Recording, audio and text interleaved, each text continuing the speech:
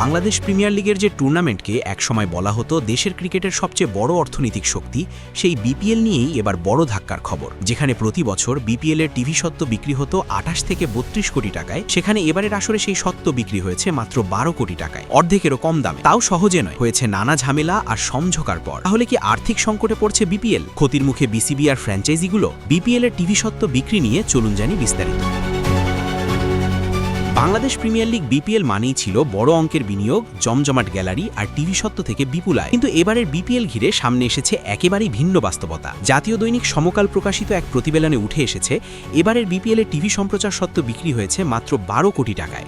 যেখানে আগের বছরগুলোতে এই স্বত্বের মূল্য ছিল ২৮ থেকে ৩২ কোটি টাকার মধ্যে, সেখানে এবার অর্ধেকেরও কম দামে বিক্রি করতে হয়েছে এই গুরুত্বপূর্ণ স্বত্ব। সবচেয়ে অবাক করার বিষয় হলো, এত কম দামে স্বত্ব বিক্রি করতেও বাংলাদেশ ক্রিকেট বোর্ডকে পোহাতে হয়েছে নানা ঝক্কি-ঝামেলা। সমকালের প্রতিবেদনে বিসিবির এক পরিচালকের বরাতে বলা হয়েছে, শেষ পর্যন্ত সম্প্রচারকারী মিডিয়া প্রতিষ্ঠানের সঙ্গে এক প্রকার সমঝোতায় যেতে হয়েছে বোর্ডকে।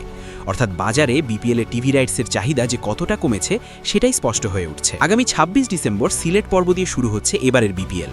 হাতে সময় মাত্র ১০ দিন। এরই মধ্যে নিলাম ও ডিরেক্ট সাইনিং এর মাধ্যমে ৬টি ফ্র্যাঞ্চাইজি তাদের দল গুছিয়ে ফেলেছে। সব দলই এখন শেষ মুহূর্তের প্রস্তুতিতে ব্যস্ত। ঠিক এমন সময়ে বিপিএল এর টিভি স্বত্ব নিয়ে এমন হতাশাজনক তথ্য সামনে আসা স্বাভাবিকভাবেই প্রশ্ন তুলছে পুরো টুর্নামেন্টের ভবিষ্যৎ নিয়ে। বিসিবির মিডিয়া কমিটির চেয়ারম্যান আমজাদ হোসেন এই বিষয়ে সমকালকে জানিয়েছেন, দেশের সার্বিক অর্থনৈতিক পরিস্থিতির নেতিবাচক প্রভাব পড়েছে বিপিএল এর উপর। সাম্প্রতিক রাজনৈতিক পট পরিবর্তন ও অর্থনৈতিক চাপ দেশের ক্রীড়াঙ্গনেও প্রভাব ফেলেছে বলে মনে করছেন সংশ্লিষ্টরা। শুধু বিপিএল নয়, দেশের মাটিতে আয়োজিত দ্বিপাক্ষিক সিরিজগুলোতেও দর্শক আগ্রহ কমে যাওয়ার চিত্র স্পষ্ট। এর বড় উদাহরণ চট্টগ্রামে অনুষ্ঠিত আয়ারল্যান্ডের বিপক্ষে বাংলাদেশের ৩ ম্যাচের টি-20 সিরিজ। সেই সিরিজে গ্যালারির ফাঁকা চেহারা অনেককেই অবাক করেছে। আরও আগে জিম্বাবুয়ের বিপক্ষে সিলেট ও চট্টগ্রামে অনুষ্ঠিত ২ ম্যাচের টেস্ট সিরিজের টিভি স্বত্ব কিনতে কেউই রাজি হয়নি। শেষ পর্যন্ত কোনোভাবে ম্যাচগুলো সম্প্রচার করা সম্ভব হয়েছিল। এমনকি ক্যারিবিয়ানদের বিপক্ষে সিরিজের টিভি স্বত্ব বাজারে বিক্রি হয়নি। আলোচনার মাধ্যমে মাত্র ৩ কোটি টাকায় সেই স্বত্ব ছাড়তে হয়েছিল বিসিবিকে। এসব ঘটনার পর বিপিএল এর মতো বড় টুর্নামেন্টের টিভি রাইটস নিয়ে শঙ্কা তৈরি হওয়াটাই স্বাভাবিক।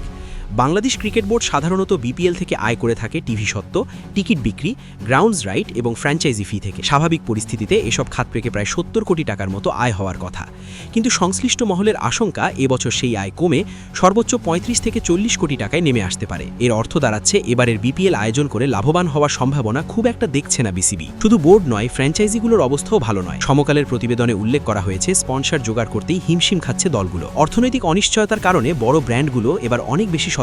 সব মিলিয়ে বলা যায়, মাঠের ক্রিকেট শুরুর আগেই অর্থনৈতিক দিক থেকে কঠিন এক বাস্তবতার মুখে পড়েছে বিপিএল। দর্শক আগ্রহ, স্পন্সরশিপ আর টিভি স্বত্ব সব ক্ষেত্রেই যে সংকেত মিলছে তা বিপিএল এর জন্য মোটেও স্বস্তির নয়। এখন দেখার বিষয়, মাঠের পারফরমেন্স আর উত্তেজনা দিয়ে এই সংকট কতটা কাটিয়ে উঠতে পারে বাংলাদেশের সবচেয়ে বড় টি-20 লিগ।